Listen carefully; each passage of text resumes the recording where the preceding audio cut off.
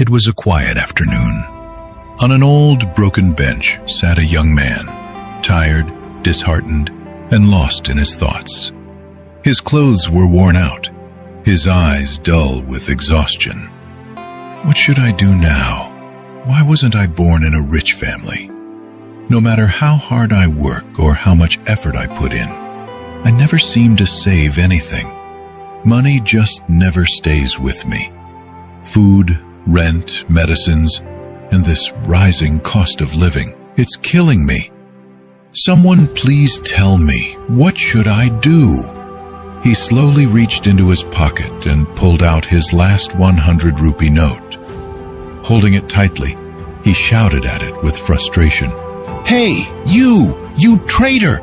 I work so hard to bring you home, and you always run away from me. You never stay.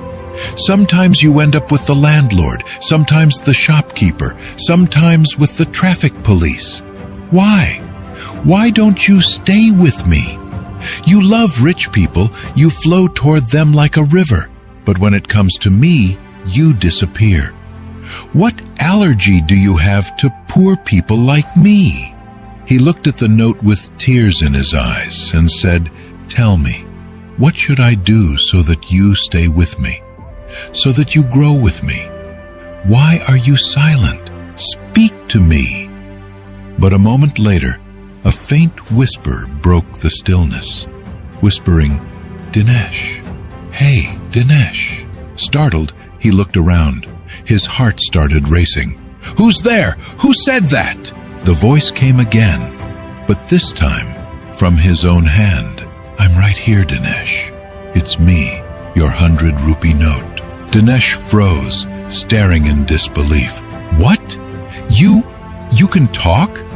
The note?" "Yes, I can. And I've been trying to talk to you for a long time, but you never listen. You keep blaming me, but I'm not the problem, Dinesh. You are." "Me?" Dinesh frowned. "What did I do?" The note said gently, "I always come to you.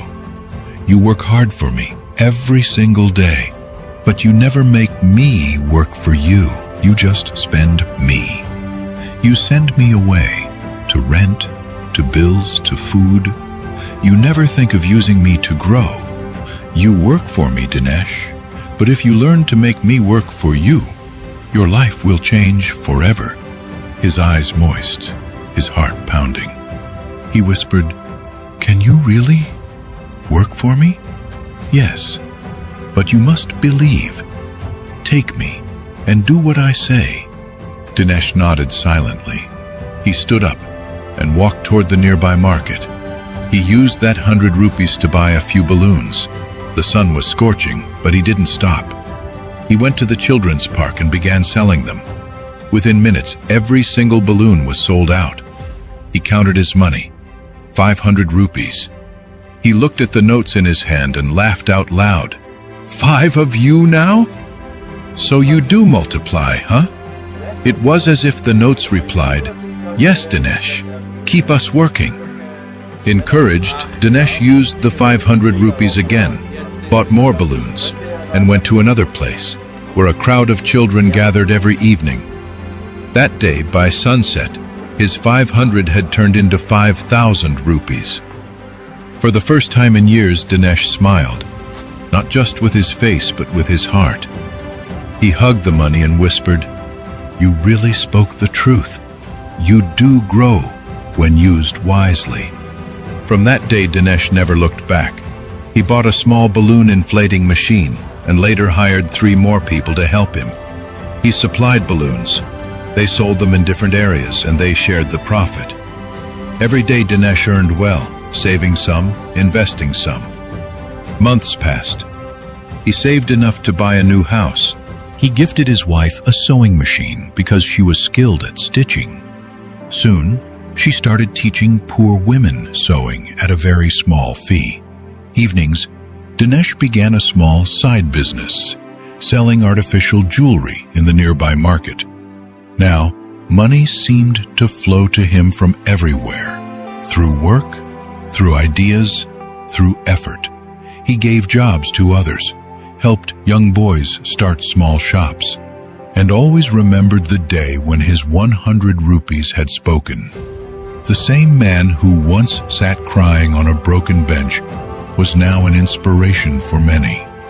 Every night, as he looked at his earnings, he smiled and said softly, "You were right, my friend. You do talk. But now I've learned how to listen." This story isn't about money speaking. It's about perspective. We often blame our situation, our luck, or others for our struggles. But the truth is, change begins the moment we change how we think. Each of us holds a 100 rupee note in our lives. A small opportunity, a little skill, a simple idea. Some people spend it thoughtlessly, others invest it wisely. Remember, money doesn't grow by luck, it grows by wisdom. So next time you hold a 100 rupee note, ask yourself, will I just spend this, or will I make it speak for me?